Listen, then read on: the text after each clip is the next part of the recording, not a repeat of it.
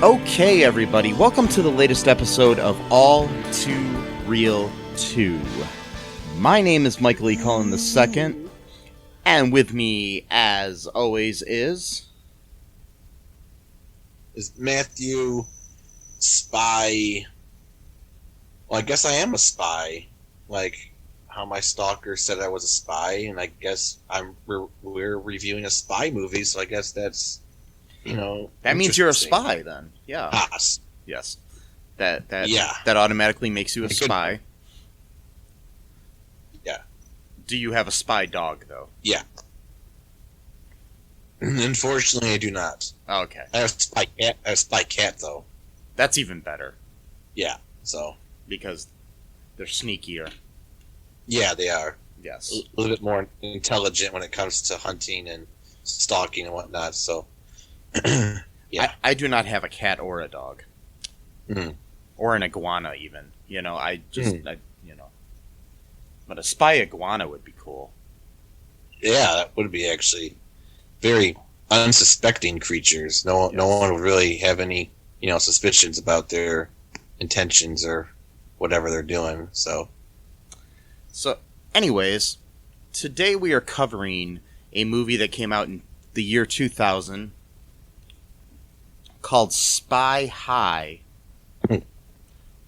aka Task Force 2001. The movie had two different names. it did? Yes. Wow. Yes. Yes. Oh boy. Yeah, according to the Internet Movie Database, it was called Task Force 2001.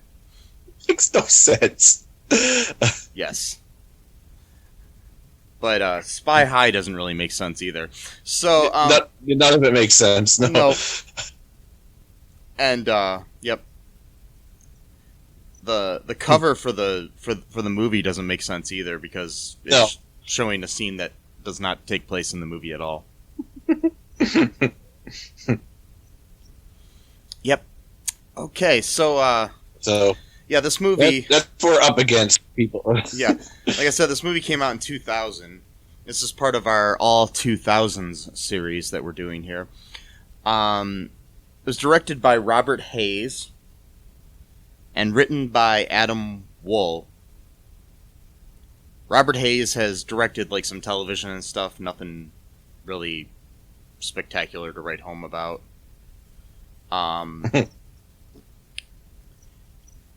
And Adam Wool wrote this and the movie Search for the Jewel of Polaris, Mysterious Museum, which came out in 2019. And that was a TV movie. Yes. Yep. Which looks spectacular as well. Anyways, so what's going on in this movie, Matt? Oh boy, this is actually one of my favorite movies of all time. I think it beats Endgame, Citizen Kane, even all of the greats. E.T., Jaws, Star Wars, what have you. Just the graphics, the CGI, the acting, the dialogue, the plot. All of it is just tremendous. So what we have, starting off in the very beginning, is we have this riveting scene where this scientist is frantically typing on his computer trying to, take some data away or whatever, and a bunch of soldiers are running, trying to catch him, and then they break into his office, and the soldier just looks at him for like 5-10 seconds without shooting him or anything, and then the scientist just looks like he's going to take a sip of his coffee, which the soldier apparently allows him to do because I guess he's a nice guy or whatever. And I guess last sips are a thing. Like, I know there's last meals, but I guess there's also last sips. So he pretends to take a sip of coffee, but then he throws it in the soldier's face, and the soldier just kind of like pretends that he's in pain even though he's not. And then that gives the scientist enough time to kind of just push him up against the wall, I guess. So then he runs away, but the bad guy, he gets tackled by another soldier or whatever, security guy or whatever. And the bad guy, who's of course like a British, like sophisticated dude or whatever, like, I don't know what he's saying, by the way, because the music is so loud that it actually drowns out the dialogue. So I actually have no idea. I think he said like "what a joy" or something because the music, orchestral music blaring, almost destroyed my speakers actually because I had to turn it up just to try to hear the dialogue. Yeah, and, I had my TV up right there. I had my TV up all the way just to hear anything. And then I turned on the closed caption. I had to turn the closed caption on just so I could find out what the hell everybody was saying. So yeah. So did I. I had to basically do that, but it's which I do that anyway. Normally, I like to have the closed captions on. I like to read what I'm hearing. It's just whatever. Actually, you're the one that got me into doing that. Yeah, actually. I do it all the time. I do it all the time. For some odd reason, it was off on my videos, and then I turned it on, and I'm like, oh, okay, this is better. At first, I was worried that I didn't have the option. So yeah, sometimes YouTube will just randomly change it on you. I've had that happen to me before a few times. They'll just randomly just decide for you that they're going to have a different setting. So anyway, he apparently has some evil plot that you can't really hear because there's like orchestral music. Apparently, like whoever worked on this set, there must have been like, my theory is that there was some feud between the musicians or the person who did like the music and like the person who did the dialogue. My personal theory, I have no proof for this, but my personal theory is that maybe they both liked the same person and had a crush on the same person, or maybe one of them was dating someone else, but then the other person was like also dating them or flirting with them or whatever. So then they were basically having like a mixing war going on where like one person would like make the dialogue like a lot louder than the music, and then the music person would like sneak in at night and change it. And basically they would keep doing this until finally the music person won because they were like the last one to do it before it like got released or whatever. What's that? This made up story you have here is more entertaining than the movie. Thank you. I agree. So after that happens, then we get this goofy teenager dude named Andrew who's on like his 2000 computer, and of course, I mean, it's so 2000. Like it's got like the whatever like person who came up with this idea, like what they imagined like computers would be or like the internet would be, and like people who are like into computers, like this is what it was. So like essentially, he's having like a Zoom call with like his online girlfriend, who probably is in her 20s. He's 16 years old, by the way. So child with an adult female online girlfriend.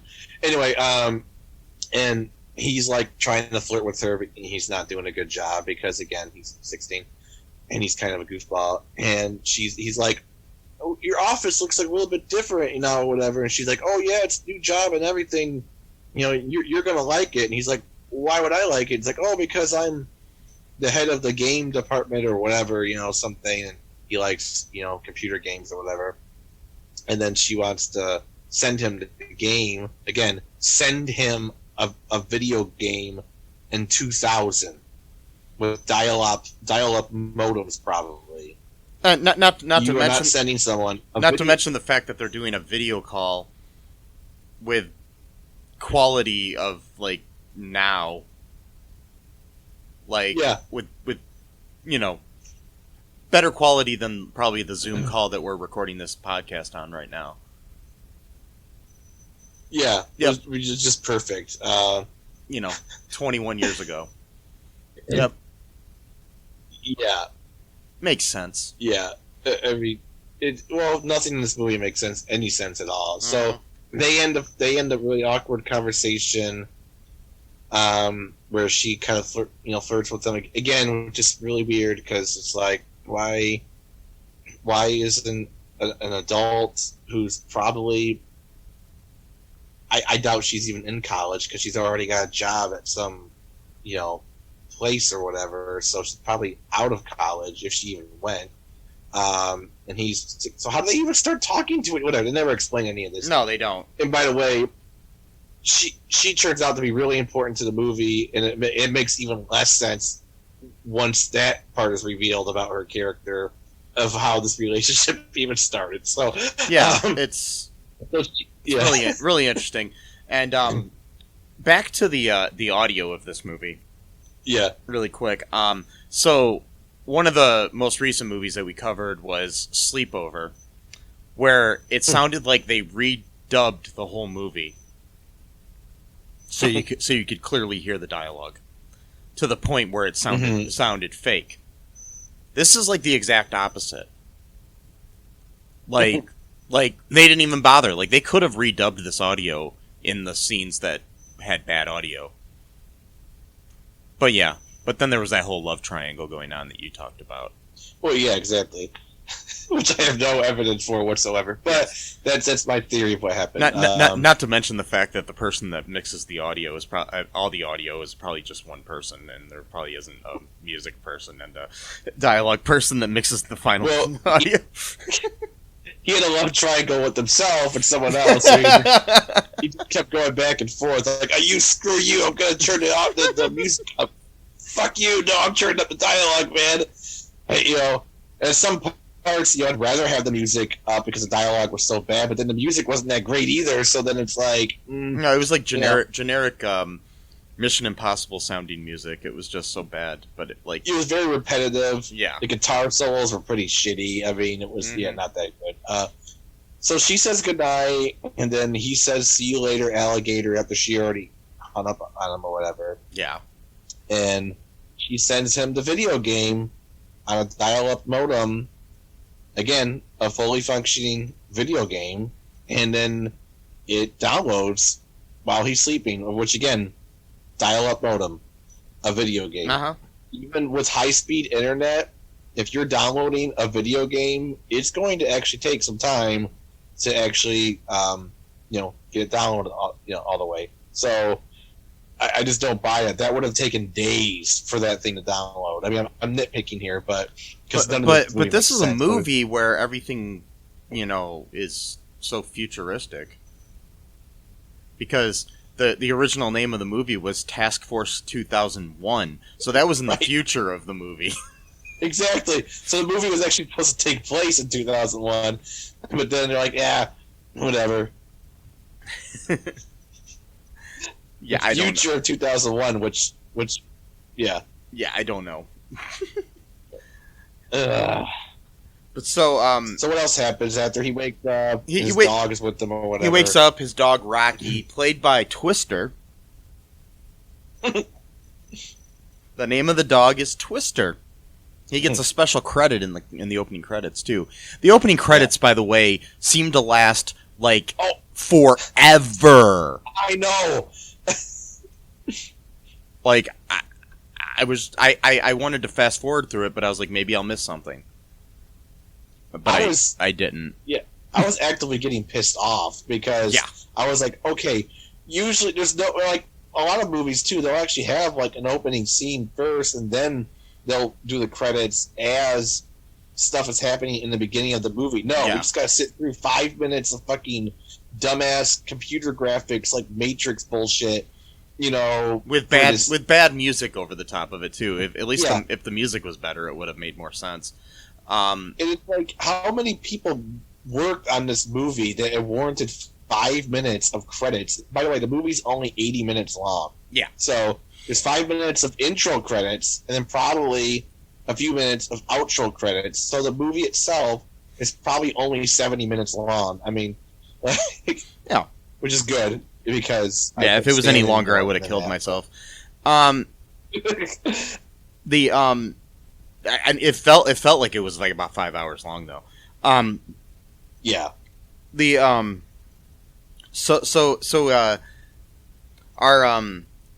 Our hero Andrew, played by Jeff Peterson, wakes up at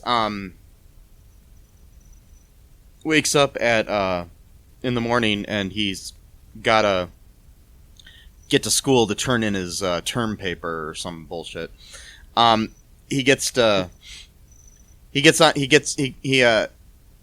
like a whole scene where he's basically just talking to his dog, and you know, and it's like he's having a legitimate conversation with his dog.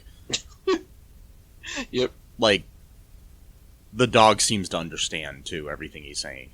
Of course.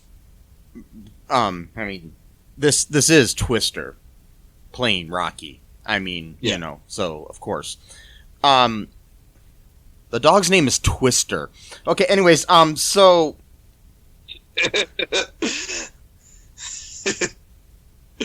and they didn't keep it twist his tail like, and they didn't keep it as Twister in the movie. They should have just kept it as Twister. I'm sorry, but they changed the dog's name to Rocky, which is not a cool name.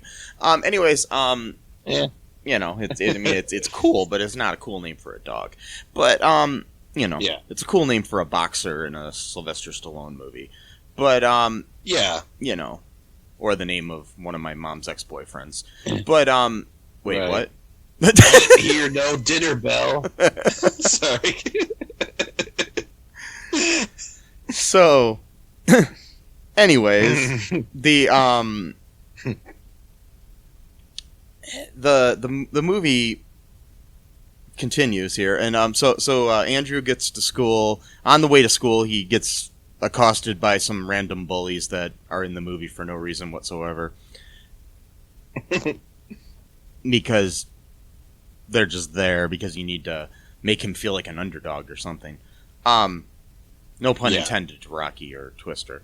Right, yeah. When I said underdog. You know, that might be offensive to dogs. I don't know.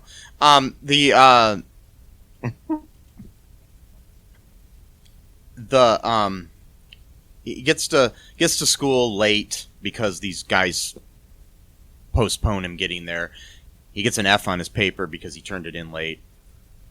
There's a guy named Gary there, played by Thad Luckinbill, who was also in Sleepover as rapey boyfriend guy. And which is so weird because I picked both movies and had no idea that that he was in it. So Gary Gary's there, and so is Catherine, his female friend.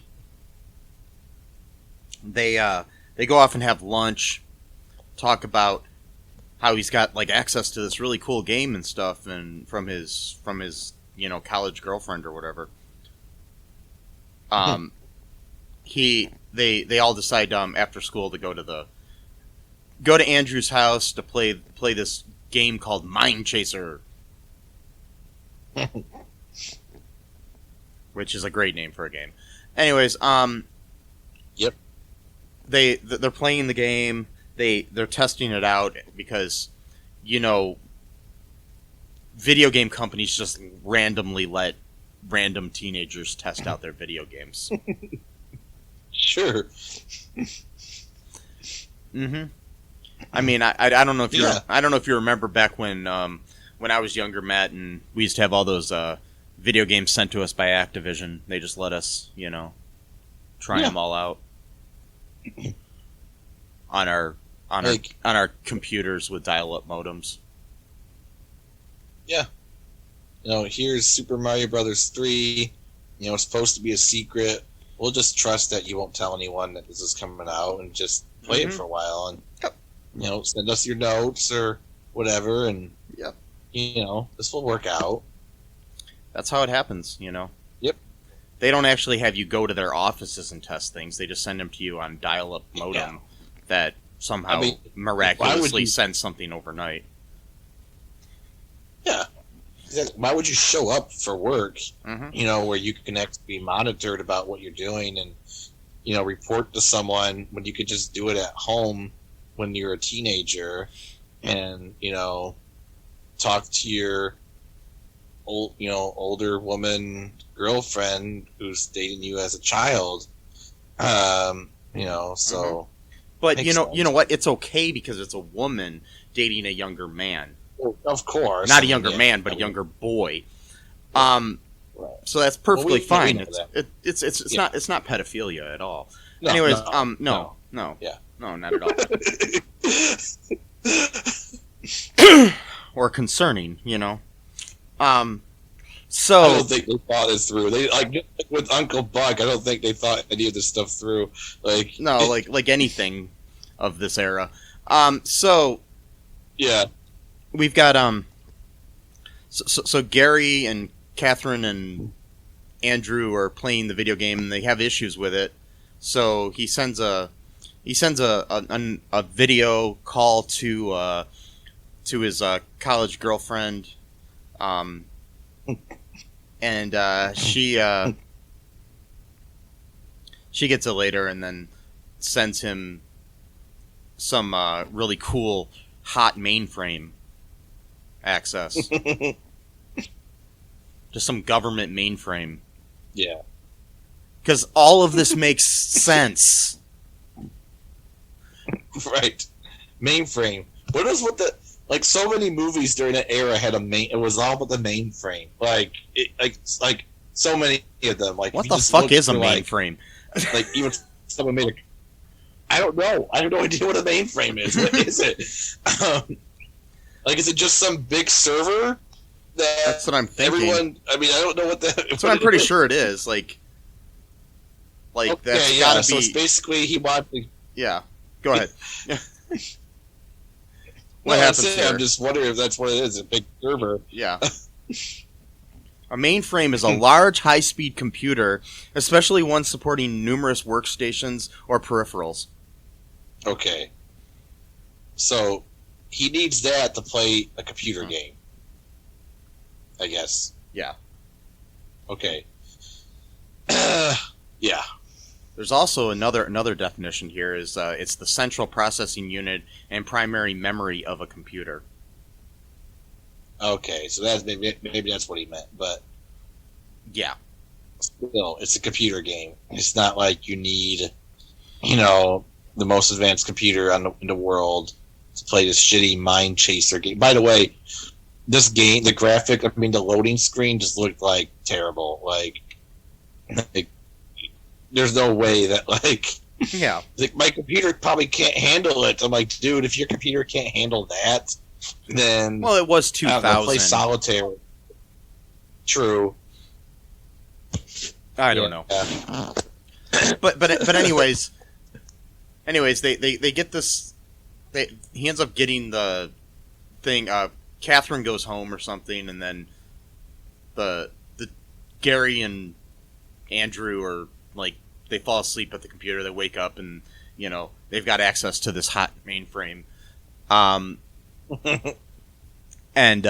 which is a government mainframe. It then turns out that at the same time we're discovering that this game is not really a game. It's some kind of war thing. That's all we know. There's no explanation whatsoever. Mm-hmm. This isn't a real game. This is a war game. Somehow connected to actual military something or other. I know about as much as I just said. So, yeah. That's all they let you know. So, yep. We got the, so Valerie, who's the college girlfriend, is, played by Sasha Spencer, is, basically taken hostage and made to work on the game by this bad British guy Simon, played by Toby Rolt. Yeah, the British guy you can't hear under music, and who kind of looks like a young Bradley Cooper. Um, I don't know. I just wanted to point that out. So, Oh, yeah, he looked familiar though. I think I've seen him in other stuff. yeah, he's been in a lot of things playing like bad British guys. Yeah. So what's going on next here, Matt? What's going on next? Well, I want to also go back a little bit here, just for a minute. So, like, Andrew's dad is like obsessed with mailboxes for some reason. Like, he's like working on like this really special mailbox that he thinks is cool for whatever reason. And then like, so there's a lot of like cool bike tricks in this movie. So like right after he says bye to his dad to go to school, he pops like this wheelie. He's like, yeah. But then like later on, there's like this whole scene where like all three of them are just like doing nonstop bike tricks, like for no reason whatsoever. Like they're not trying to like impress anyone or whatever. Maybe just impress themselves. I don't know. But and it just goes on for like 2 straight minutes. Like, oh yeah, by the way, so too, backtracking just a little bit. So, yeah, they get the hot mainframe. You know, they get the government mainframe again to play a computer game. For some reason, Valerie decides to hack them in to a government computer. Again, a government computer, not a government that she has server. She has access to somehow. Yeah. And she decides to hook him up with the government. So she must like this guy a lot to be able just to give him this much, privilege. It's in a government computer. And somehow by doing this, by the way, Catherine, like, they were trying to do this running bit where they would call her Kat and she would correct everyone. It's like, I want to be called Catherine. Like, she told it to Andrew, and then she told it to Andrew's mom. When Andrew's mom called her Kat, it's like, I prefer to be called Catherine. So, like, I guess that was, like, their attempt to, like, try to do some, like, quirky humor. But again, this movie, they try to, like, it's one of those things where they just like, throw a bunch of, like, shit at a wall just to see what sticks, I guess. And, sorry, that was kind of a crude analogy, but that's kind of how I feel. And so, they were trying to do the whole quirky thing. Like, I prefer to be called Catherine. Like, oh, okay. And then, so they, by the way, the parents leave to go like to like his aunt's house or some shit. I don't know. So he has the house to himself conveniently during this weekend, and Catherine does something, and she's like does like the whole like feminist thing, like let's see what a woman could do or whatever. Like a woman could type a button on the computer. Like, okay, like I mean, how is that any different? Whatever. Not gonna get into the mechanics, but and then somehow she started a laser show from satellites, and like these lasers look violent. I mean, they're not like there's no violence, but it's like I mean, like it looked kind of scary and jarring, like how these lasers are like shooting down, like, and no one else in the town apparently noticed this or in the neighborhood, like. But it does trigger the government. The government finds out, about the laser show. Well, I think they found out even before. Yeah, she did that. But they did explain. I did read the subtitles, okay, and they did explain where the lasers were actually coming from, and it was something to do with satellites being diffracted or I don't know. I forgot the word that they used, but so somehow the satellites were able to create laser effects somehow.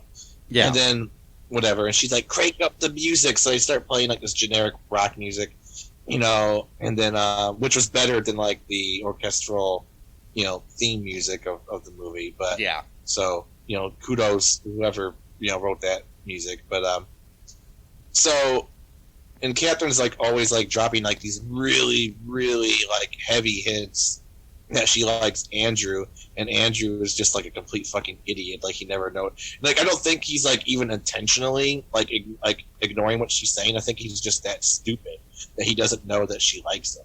Like, she called him a hunk. Gary, he called her girlfriend. Like, hey, you're up, girlfriend. Like, she's like, I'm not your girlfriend. But then but then she said something like, "Oh, I'm available if Andrew wants one," or something like that. And Andrew's like, "I'm gonna talk to my college girlfriend," like a complete moron. And then, by the way, Andrew, or the actor who plays Andrew, is like seems like he's really trying to channel Ryan Reynolds in this movie, but Ryan Reynolds as in like the pizza shop show he was in back in the 90s. So like Two Guys, a Girl in a Pizza Shop. Sorry, that kind of era of Ryan Reynolds, not Deadpool, not Just Friends, not all the other cool shit that he's been in, like Green Lantern. No, I'm just kidding. But I love Ryan Reynolds. If you would like to be interviewed by us, I would really appreciate, because I actually really love Ryan Reynolds a lot. Like he's like my same-sex crush, dude. Actor crush. Anyway, sorry. Go ahead. I'm kind of rambling here. Do you want to take a break? Be able to take me off the. Do you want to take a break here? The track here so. Yeah. We'll take a break. We'll come back and we'll finish the plot of this glorious film here that we're covering, called Task Force 2001, aka Spy High. We'll be right back.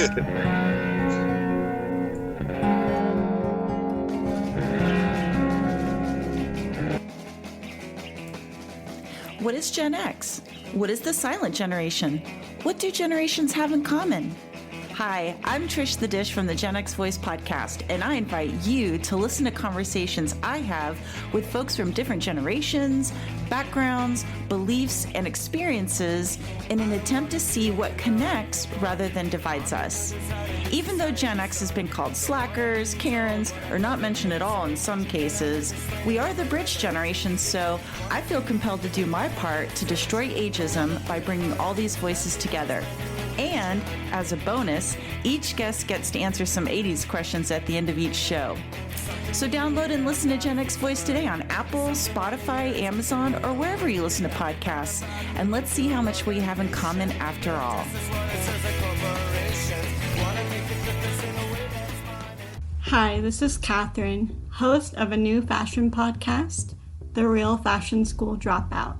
Join me as I interview guests every week in the fashion and beauty space, and we gossip on all things fashion and beauty, and even get into some personal stories of their journey in the industry. You can find us on Apple, Spotify, pretty much wherever you get your podcast. Hope to see you there.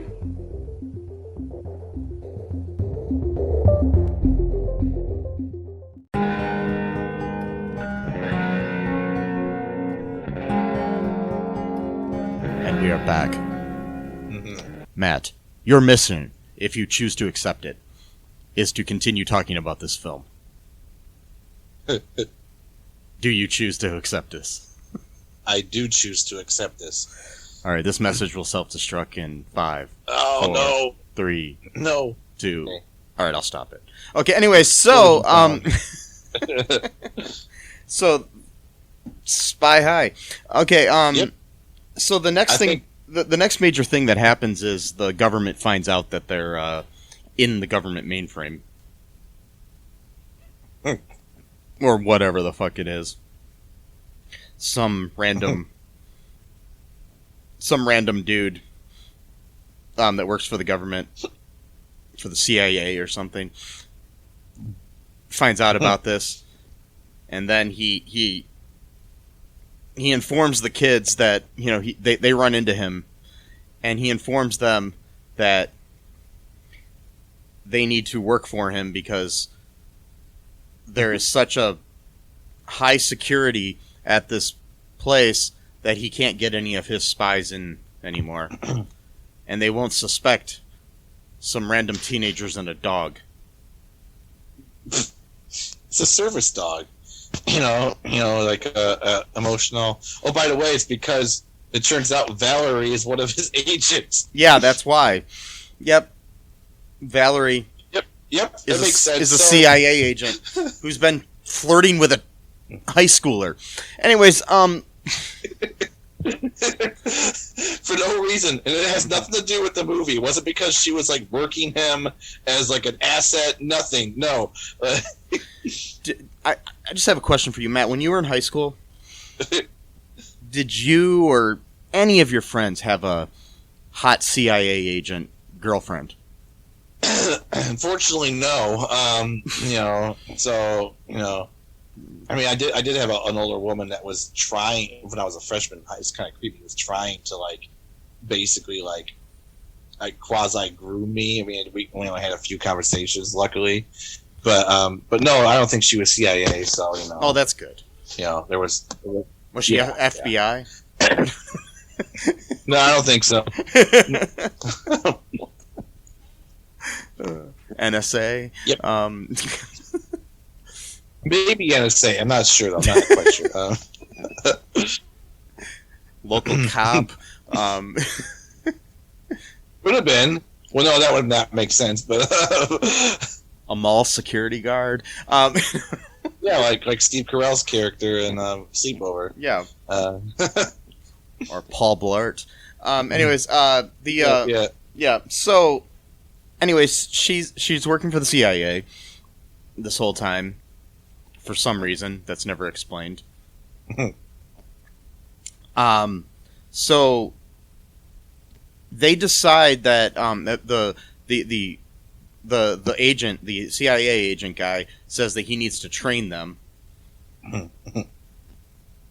over the course of like a couple of days. Yeah, to be a spy.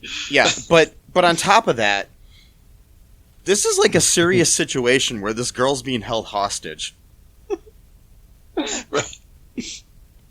Seems like a like an urgent matter to me.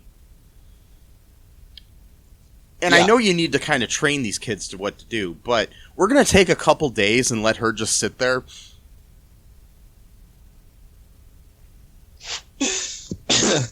Yeah, of course. Well, what else did you get? I mean, there's nothing you could do. The HL, whatever it's called, knows all the agents to the CIA apparently because they're that organized and powerful, and you can tell by these security guards. I mean, they look really tough. I mean, they, holding these kids' arms as they're escorting them when they try to become game testers.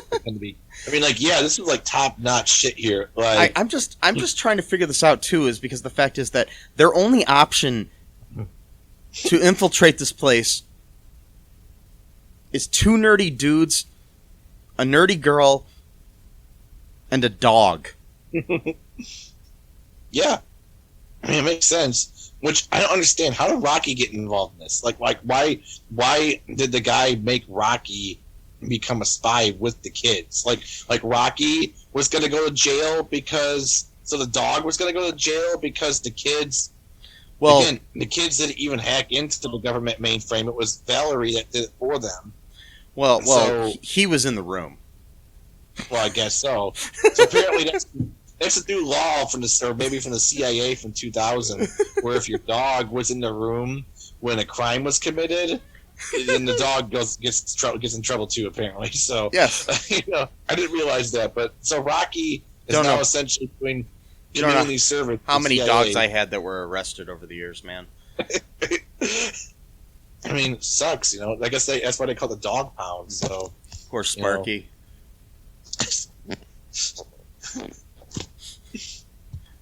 I miss him. Wow. Oh, by the way, what's that? Yeah, I said I miss him. I'm joking. Yeah.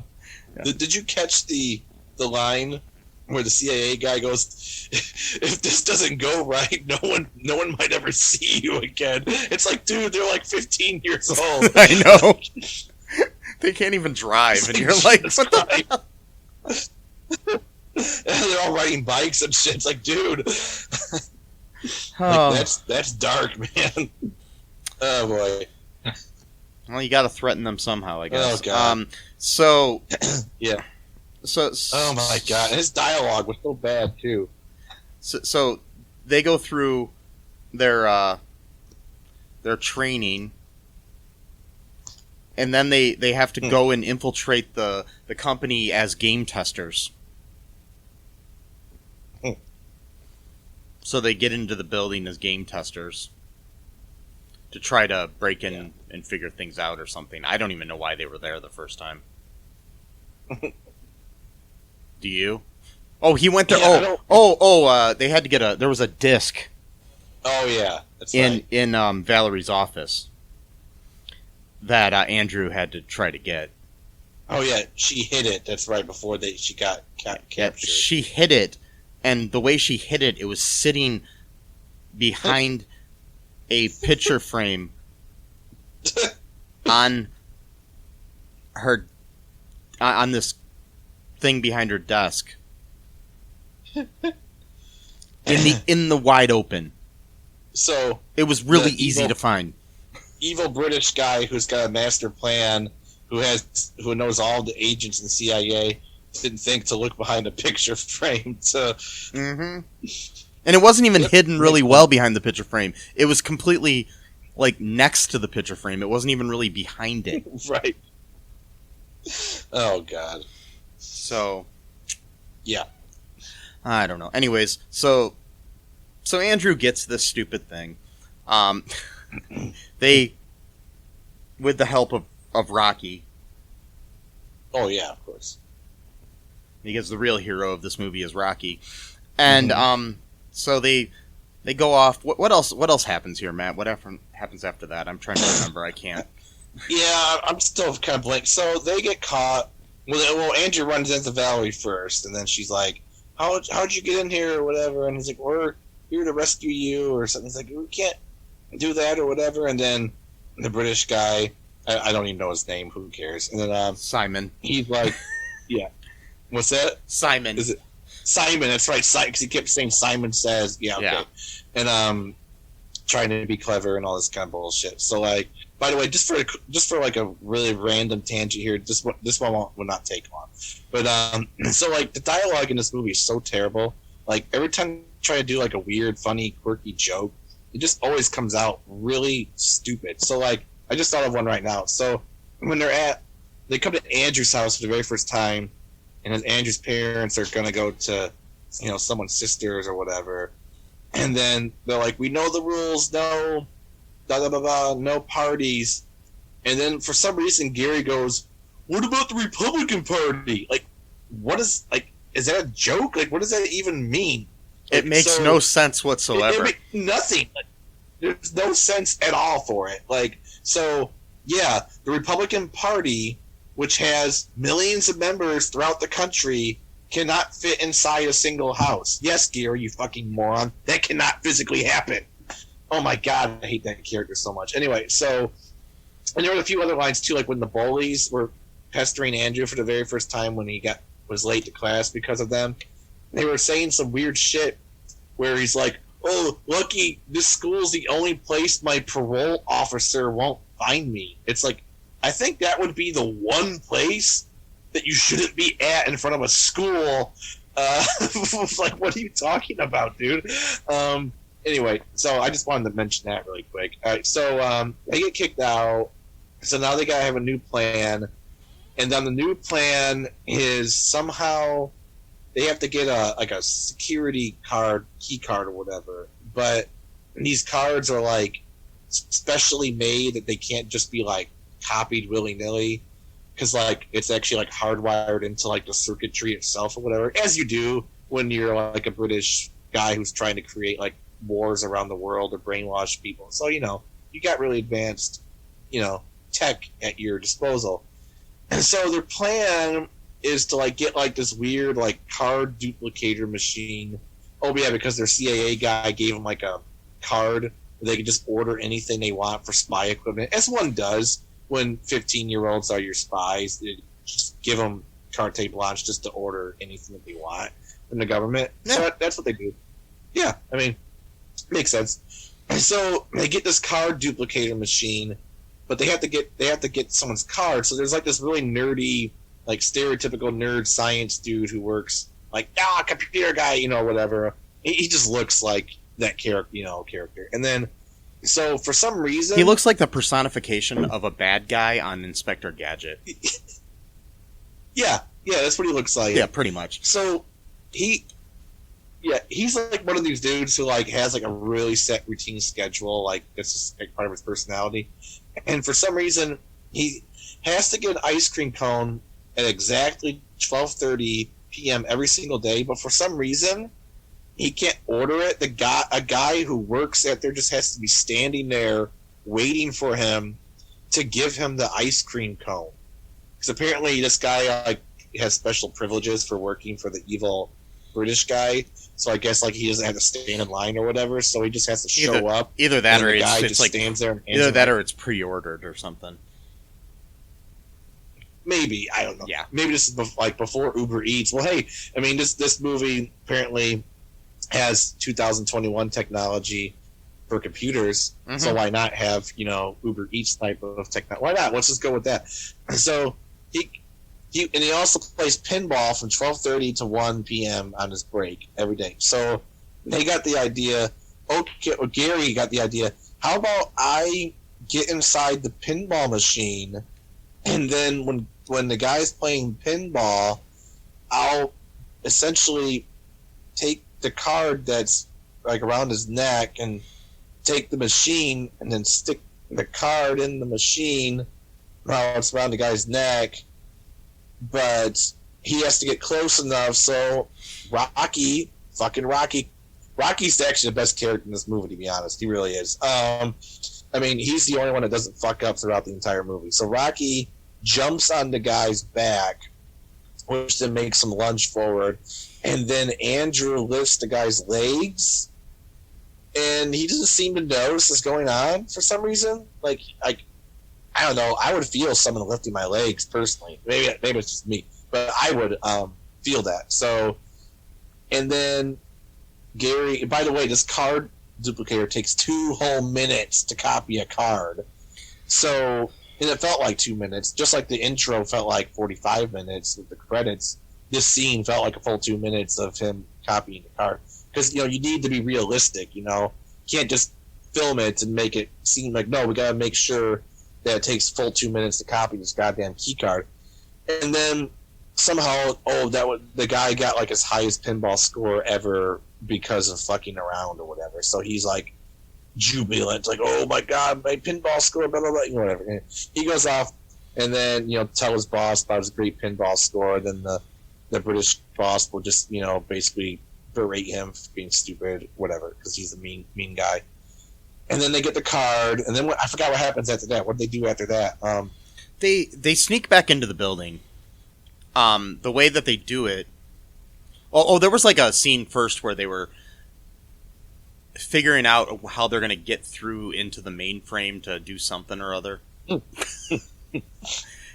the mainframe, yeah. Yeah, and they had like a virtual mainframe, like this guy put on these virtual glasses, Andrew did, and he could see everything in the room that was there, like in this great technology with these great CGI effects there. Yeah. I mean, it was 2000, so I can't really blame them. But, yeah. That scene was weird and kind of pointless. Then they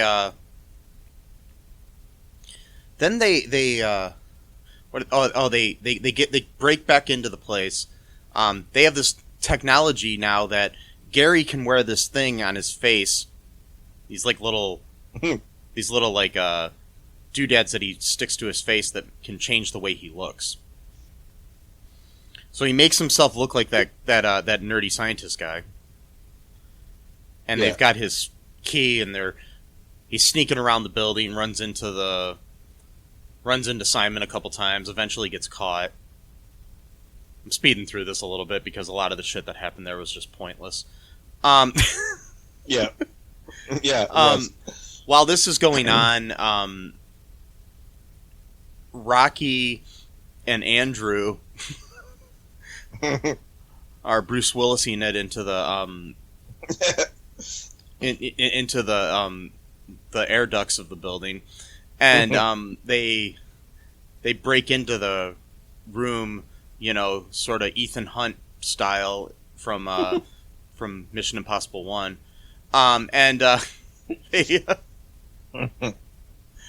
for some odd reason he needed to have the dog with him when he did this. I don't even understand that. Oh yeah, and by the way, the dog has his own equipment now too. Rocky has like a super spy vest of some sort that they ordered for him. he goes in there and he gets something out of the machine of the mainframe. I don't even know what the fuck he was doing because they didn't even really explain it. He or if they did, I zoned out. Because this movie was so riveting, I couldn't not pay attention. Anyways, It was too much going on. I mean, it was... Yeah, so complicated. They escape through that. I mean, Simon almost stops them, but then Rocky licks his face, and they get out of there. Mm-hmm. And then and then he goes down the on a skateboard. He's getting pulled by Rocky through the air ducts for no reason whatsoever. Yeah. This movie hurt my head, Matt. All the great ones do, so, you know. Mm-hmm. It made me want to watch Tooth Fairy 2 again. Yeah, we could do that. No. We should start... No. We should start reviewing some of our old, like, classics. Or we could call it like an all-two rewind or I don't know, and then we'll talk about. But then like what we'll do though is we'll actually review the review, not the movie itself. Oh, okay. So we'll just talk about what we talked about during the review, and like right here we talked about like this or some other bullshit or whatever. Yeah, because that would be riveting for our listeners here, Matt. Well, it's better than Spy High, which again, this is my pick. So I picked Sleepover and Spy. So the best two out of the 4 podcasts we've done this week are mine, and they're complete bullshit movies. It's okay. So we've got so basically they escape from this place, get all the shit they need out of there or whatever, and then somehow Simon got a hold of Catherine as well. I don't even remember how that happened. How did he get Catherine? Yeah, I don't remember. She was she was with Valerie. Wait, no, sorry, they were in prison together. I forgot how she got. That's what I'm saying. I don't know how he, but somehow he's got both. He's got both Valerie and Catherine held hostage now. Yeah. And so they gotta, get them both out of there, and so Andrew contacts Simon, and Simon says that they'll do they'll do a switch for the whatever he got out of the mainframe, and then the girls. Yeah. He so they say that we need to meet at the house in front of Andrew's house for some reason. A residential neighborhood. Yes. Like you do. Yep. Anyways, like yep. So they there's a whole situation where the nerdy guy shows up there. Turns out the nerdy guy's actually Gary, dressed up as the nerdy guy. Oh yeah, when he showed up, he also hit the dad's mailbox with his car. Yeah. Yeah. And Andrew's like, "Oh no, my dad's mailbox." Because that's what you're worried about at this moment. Anyways, exactly. So he comes back. Basically, Gary gets into the system, and then Andrew's got all the information on some kind of thing around his wrist, and he's able to basically bankrupt Simon, so he doesn't have any money anymore. They let the girls go or whatever, but at one point he's trying to stop. He says, "But you didn't account for this or something," and he pulls out a gun.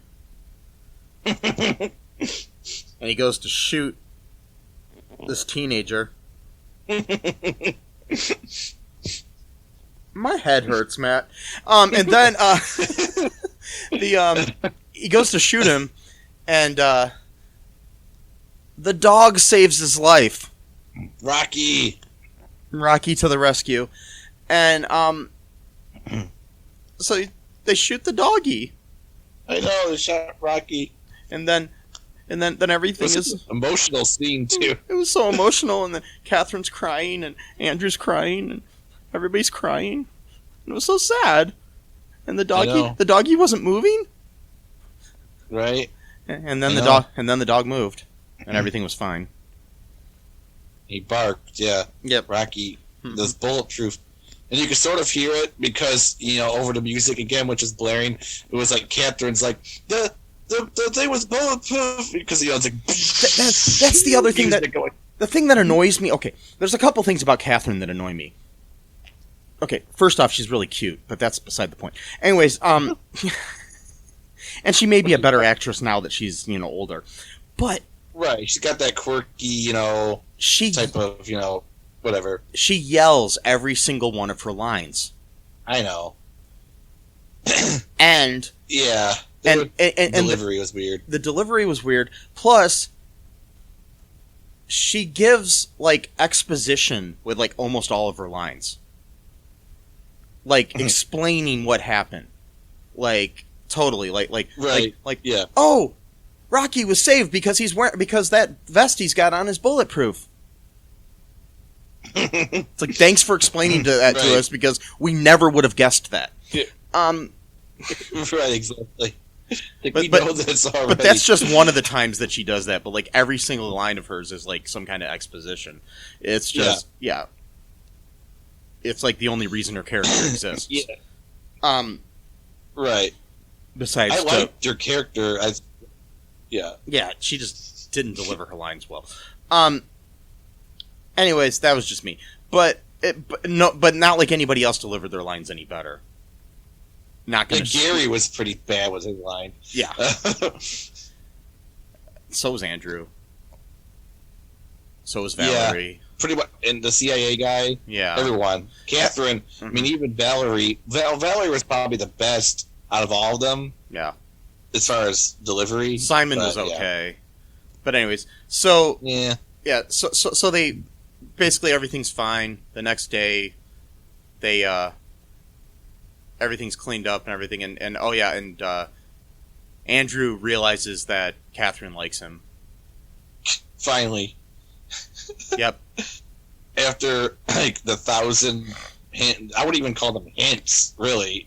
More like slap against the head. Mm-hmm. I mean, it just, calling them a hunk, saying, oh, well, I'm available if Andrew's looking for a girlfriend. I mean, that's not even a hint. That's literally just flat out saying, hey, I want to date you. Yeah, exactly.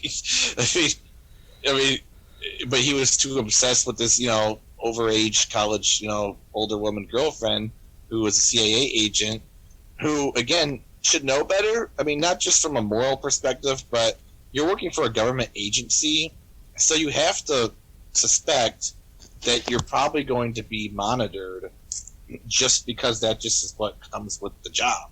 Not even if you're being suspected of doing any wrong. Yeah. I'm pretty sure after the movie she was sent to jail for right for propositioning a minor. And, I'm just sitting there thinking, that's not smart on her part. No. To be just talking to some random... And even if he was the one that first messaged her, an AOL or whatever, fine, but then it's hey, I'm a bit older than you, I don't think we should talk, there you go, end it, it's over. But, you don't have to be having this prolonged, weird friend... Also, by the way, so it reminds me about that. So, the reason why Catherine was finally able to get Andrew's attention, even after she literally told him that she was available if he wanted the girlfriend, because that wasn't strong enough of an indication that she wanted a relationship with him. And so when she was in prison with Valerie, she doesn't like Valerie the whole time. She's always giving her the cold shoulder. It's hey, Valerie, type of thing, And then she's like, look, Oh, she did a total exposition with that. She even literally said, "Let me just spit it out so we don't have to dance around this or whatever." But great, so she's gonna just reveal the whole subtext, like. Yep, because you got to then write it and not show she's it. like- Anyways, or do both in this movie. Exactly, and then Valerie's like, "Oh well, we're just friends or whatever," and it's like, "You might know that, but Andrew, has a huge crush on you," and Valerie's like, "Yeah, I know." It's like, if you know, then like, tell Why are him you doing that, this? Like, nothing is gonna happen. Like, tell him that nothing's gonna come from this. Like, She's totally taking advantage of this God. poor kid. I know. And again, it's like, I don't think any of this is malicious. It's just they don't think, like, with Sleepover, Uncle Buck TV show, it wasn't like they were intentionally doing some weird thing. It was just they didn't think any of it through. Like how, like, for example, the sound tech guy who's probably 21 years old is suddenly dating a 14-year-old named Yancey. Again, Yancey? Heard of Nancy. Never heard the name Yancey before. Maybe it's a unique name. I don't know. But I never heard anyone called Yancey. So, Anyways. anyway, sorry. I know I'm kind of nitpicking the weird parts here, but oh yeah, and I forgot the way the movie ends too is the CIA agent that's been helping them. Basically comes onto the computer at the end of the movie after they erase the last copy of Mind. What was it? Mind whatever. Minescraper? I don't even remember. Minescraper? I don't No. remember the name. But Mind Chaser, maybe. There it is. Yeah. Mind Chaser. Yeah, they erased the last copy, and then he comes on the screen and says, I have a mission for you guys if you want. Like this was setting up either like a TV series or a movie series that never happened. Oh, I'm surprised that didn't happen. God. Oh God. Yeah. So that's how it ended. Do you want to take a break, Matt, and then talk about some reviews and stuff for this movie? Yeah, sure. We'll be right back, folks. It's the ninja from the Ask the Angry Ninja Show saying, come listen to the show. We got the ninja wife to give you movie reviews. We got the conscript to give you the ninja news. And we got the battle to talk about your sports. And as always, it is the Ask the Angry Ninja Show. So ask me a question. We'll give you the ninja knowledge you need for your ninja life. Search for us anywhere you get your podcast from. Just search for the Ask the Angry Ninja Show and enjoy the show.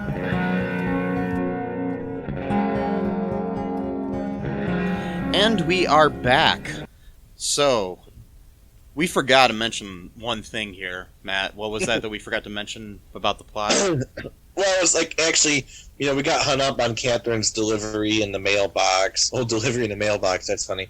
And, forgot to mention the main part of the movie is that the video game itself was the weapon that the evil British guy was trying to create war for. Which, again, actually, I'm not sure how it was going to create war, because the game was supposed to be a mind control game that would just make people do whatever that the game wanted them to do. So why would that necessarily lead to war? Unless he just wanted people to go to war with each other by mind control. I don't know, he had this whole idea that he was going to be able to say, Simon says this, and people just do it. I don't know. Simon says, get it? And, So we forgot to mention that pivotal part of the whole movie by focusing on the mailbox and the computer games and the exposition and the music being too loud for the dialogue. Anyway, so that was Minescraper or Mind Chaser, whatever bullshit name it was, and Yeah, so here are some reviews from the Internet Movie Database about this movie.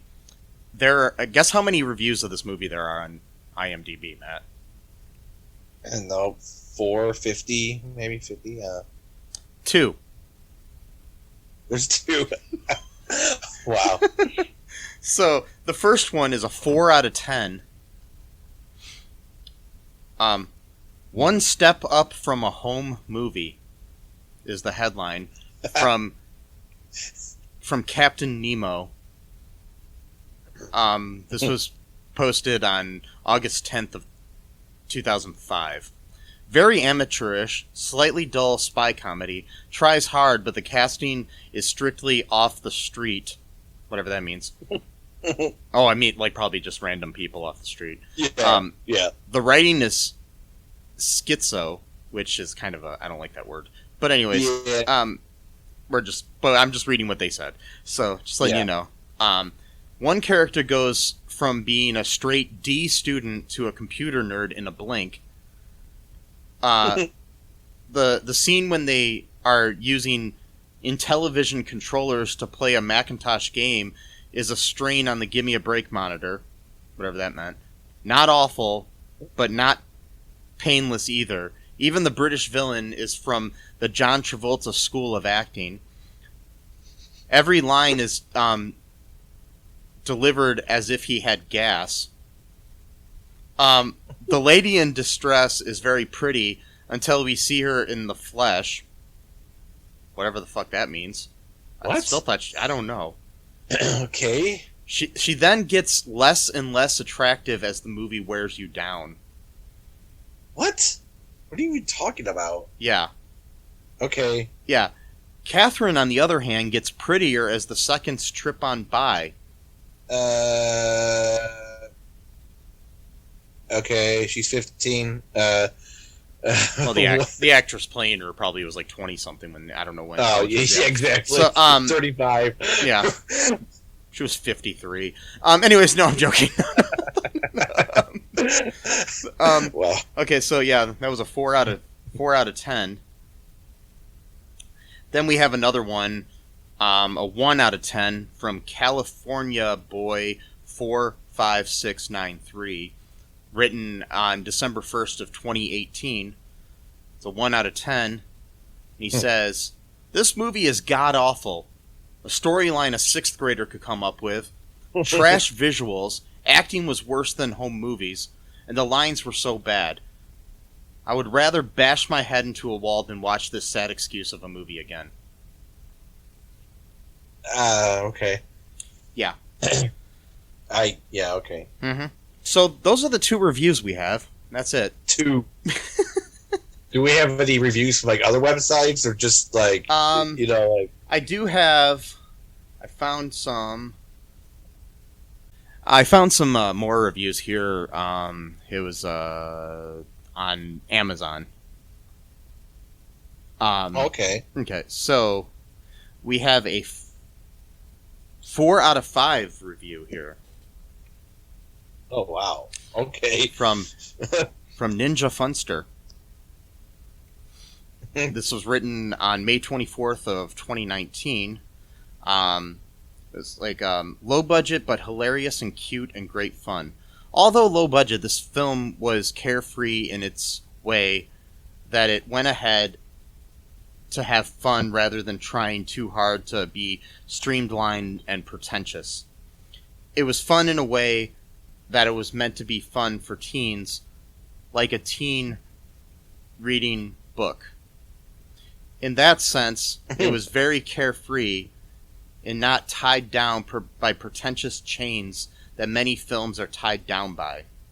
So it has a freedom in it that exists that some films don't have in that regard. It's really hilarious, fun, and cute. Wow. Okay, so did, like, one of the actors' moms write that review or something? Yeah. Because, what? Freedom to be bad, I guess. I mean, no offense to anyone who worked on this film. You know, you found work on a film. That's awesome. Yeah. You know? I mean, not everyone can do that. So not everybody makes movies. Great, that's cool. But right, but you know that this movie was not good. So just, I'm just saying, you know it. Just like Trump says, you know it, I know it. If you flip those, sorry, I hate to quote Trump, but yeah. But so here's another 4 one. out of 5. Yeah, here's a 1 out of 5. Okay, good. By Queensboy. Written on November 13th, 2017. Watching someone lance a boil would be more entertaining. it's not as easy as you think for a film to be bad in every way. So kudos to the people who made this for doing what I thought was impossible. Here's a 5 out of 5. Oh my god. Written on November 17th of 2017 by Panda. Excellent movie. This was a well-made movie with a great plot. The acting of all the actors in the movie was excellent. The videography was excellent. The sets and costumes were excellent. The plot was interesting. The characters were likable and interesting. The dialogue was very good. How wonderful for a movie to have this quality. I think he's trolling. I know. The language was clean, and there were no inappropriate innuendos. Yeah. Okay, this person's trolling. This movie deserves a 5-star rating. Yes. Oh boy. It might be the same person because you've read a few comments on a few of the other movies we've reviewed where the person's like obviously being sarcastic, like, you know. Yeah, and then there's one more review on Amazon. There's only 4.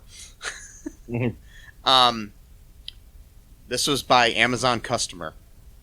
They didn't even want to say their name. This was August 13th of 2017. Bad acting movie. This movie made no sense. It was a cheap, low-budget, bad acting movie. Not worth wasting an hour of your life on this. That's why this movie only cost $1.99, because they knew it was trash when they made it. Yeah, I don't think they did. Anyways, Matt, would you recommend this movie to anyone?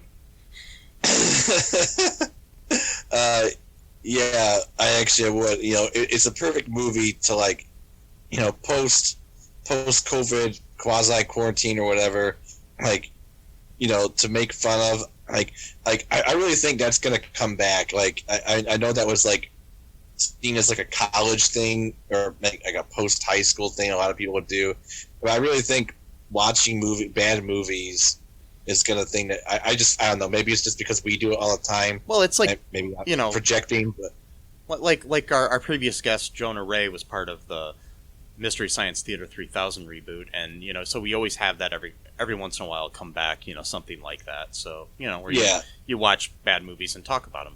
So, right. So, yes, I would actually really recommend, like, you getting, again, you know, safely, but like get together with some friends or your family or whatever, and like this would be a bad movie. Because like there's a lot of bad movies that like aren't fun to watch, just bad. This movie is just hilariously terrible. I mean, like everything, like that one person said, like literally everything about it is bad. Like the music sucks. The music is too loud, so you can't even hear the bad dialogue and writing, which, you know, might be a plus. Who knows, here and there. Like, like the very first dialogue we even see in the movie. But Panda told us that the movie was excellent, and the videography was excellent, and the sets and costumes were excellent. Excellent. Yeah. Yeah, he said excellent 3 times, so He's obviously being sarcastic. And or needs a thesaurus. Yeah, he needs to you know, increase his vocabulary a little bit. Yeah, not the most loquacious. Ooh, $5 word right there. Person, but I'll pay you. But later. yes, yeah, I'll pay you. Okay, thank you. I could use the money, so. Well, we both could. By the way, we both could use the money, so yeah, we really would appreciate it if you want to pay donate to our Patreon. Yeah, if you want to pay Matt for that word, go to our Patreon.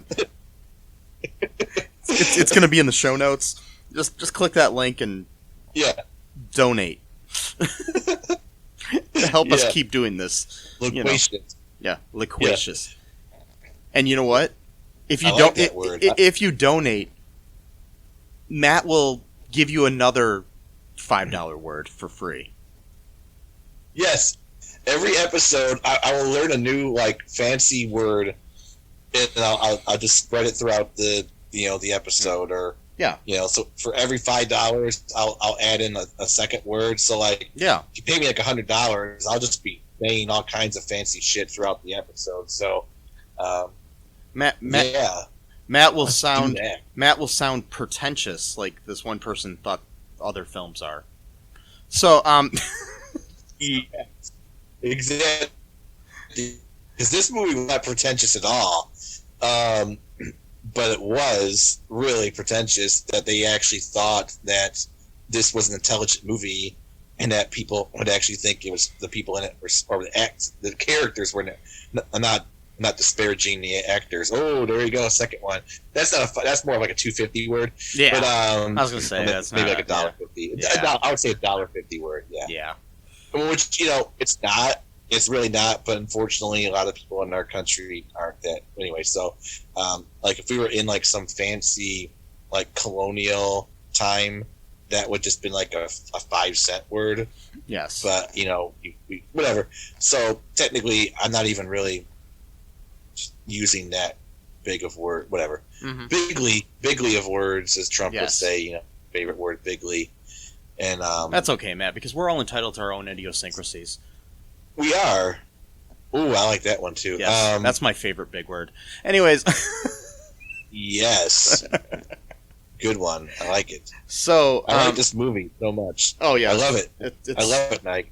It should have won the Oscar in 2000 or 2001. Oh, geez. Yeah. Well, several Oscars. I mean, writing, acting, cinematography, effects, music. Those were all excellent, by the way. They were, excellent, of course. Excellent times 3. Yes. Excellent. Thrice excellent. Ooh, thrice. Now we're getting into some really. By the way, you're giving these away Rock- for free, man. Sorry. Yeah, I'm not a really smart business person. I gotta sort of intersperse those. Oh, there's another one. Okay. Oh, Matt. Yes, Mike. Yes. Oh boy. Your determinedness to keep doing this is just. Anyway, so make sure you check out our links that we have in the show notes. Check out our Patreon. Let us know what you thought of this movie. Send me a message at mike@cullenpark.com or go to our Facebook group, the All Too Real 2 podcast group. Check out the Cullen Park Twitter, Instagram. Check out cullenpark.com. And, if this is still during the pandemic, make sure you wear a mask. Mm-hmm. And wear a condom.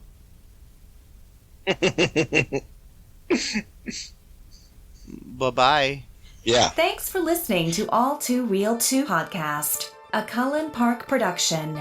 Produced and edited by Michael E. Cullen II. Music by Matthew Hawes. Subscribe and share the show. Visit us at cullenpark.com.